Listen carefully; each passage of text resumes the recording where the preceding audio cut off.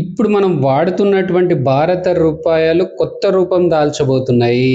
అవి చిరగవు, త్వరగా పాతబడవు, పాడవవు, నీళ్ళలో పడినా పాడవవు, అదే ఖరాబవవు. అంతెందుకు వాటిని నకిలీ నోట్లుగా సృష్టించడం కూడా చాలా కష్టం.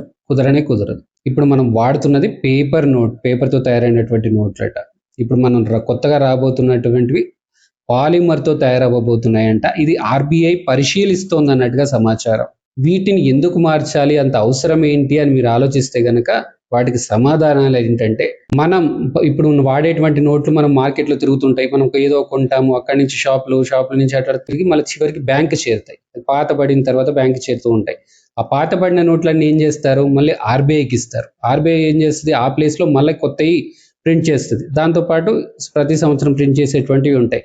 వీటన్నిటి ప్రింటింగ్స్కి ఎంత కాస్ట్ అవుతుందో తెలుసా? 2025 ఆర్థిక సంవత్సరం కట సుమారుగా 6,000 కోట్ల రూపాయలు ఖర్చు అయిందంట ఈ ప్రింటింగ్కి, నోట్లకి. సో ఈ పాలిమర్ నోట్లు వచ్చాయనుకోండి, ఒక్కసారి ముద్రిస్తే పాడవవు, ఖరాబ్ అవ్వవు, కాబట్టి పాత నోట్లు రావడం అనేది తగ్గుతుంది.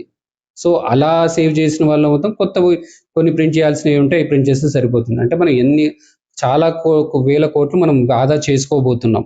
అదే కాదు, మరొక కారణం ఉంది. ఏంటంటే నకిలీ నోట్లు. నేనైతే దురంధర్ సినిమా చూసా, మీరు చూసారని నేను భావిస్తున్నాను. లేకపోతే చూడని వాళ్ళు పోయి చూడండి. ఆ దురంధర్ సినిమాలో క్లియర్ గా చూపిస్తారేంటి, కొన్ని వేల కోట్లు మొత్తం మన ఇండియన్ నోట్స్ అన్ని ప్రింట్ చేసేసి పెట్టుకుంటారు. వాళ్ళు ప్రింట్ చేసి పెట్టుకొని భారత్ కి పంపించడానికి రెడీ చేసి పెట్టుకుంటారు. ఆ లోపే నోట్ల రద్దు జరిగిపోతుంది. ఆ తర్వాత స్టోరీ మీకు తెలుసు. అట్లాంటి దేశాలు కేవలం వీటి మీదనే బతుకుతాయి. ఇక వాళ్ళకి ఏం చేత కాదు కదా, ఈ డ్రగ్స్ అని ఇవన్నీ కేవలం వాటి మీదనే బతుకుతాయి. వాళ్ళకి మంచిగా బతకడం, మంచి ట్రాన్స్పోర్టేషన్స్ ఇవ్వాలంటే తెలియవు కదా, మంచి ఎక్స్పోర్ట్స్ వాళ్ళకి రావు కదా. సో మనకి అదే కాదు, ఇంకొక వీడియో కూడా మనం వైరల్ అవ్వడం చూసాం. కొంతమంది పిల్లలు ఇట్లా డబ్బులు ఇట్లా ఊపుకుంటూ చూసేటువంటి వీడియో బాగా వైరల్ అయింది ఆ టైంలో. సో ఇలాంటివన్నీ కూడా తప్పుతాయి. ఎందుకంటే ఈ పాలిమర్ నోట్లలో నకిలీ చేయడం ఎందుకు కుదరదు అంటే, హోలోగ్రామ్స్ మరియు ట్రాన్స్పరెంట్ విండోస్ అని ఉంటాయంట. వీటి మూలాన అసలు నకిలీ చేయడం అనేది అసలు కుదరదట. సో నకిలీ చేసినా సరే వెంటనే దొరికిపోతుంది.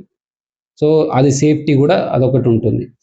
ఈ పాలిమర్ నోట్లు అనేవి మన దేశమే మొదట కాదు, ఇప్పటి వరకు ఆస్ట్రేలియా, బ్రిటన్, సింగపూర్, కెనడా లాంటి సుమారుగా 60 దేశాలు ఇప్పటి వరకే వాడుతున్నాయంట. మనం కూడా ఆ దేశాల సరసలో చేరబోతున్నామని. నాకైతే ఆ కొత్త నోట్లు చూడాలని అనేది నాకైతే కుతూహలంగా ఉంది. ఎప్పుడు వస్తాయని నేనైతే ఎదురు చూస్తున్నాను. మీరు కూడా ఎదురు చూస్తున్నారా? అది కమెంట్స్ లో తెలపండి. నా ఈ కంటెంట్ నచ్చితే లైక్, షేర్ మరియు కమెంట్ చేయడం మర్చిపోకండి. నా యూట్యూబ్ ఛానల్ని సబ్స్క్రైబ్ చేసుకొని వాళ్ళు దయచేసి సబ్స్క్రైబ్ చేసుకోండి.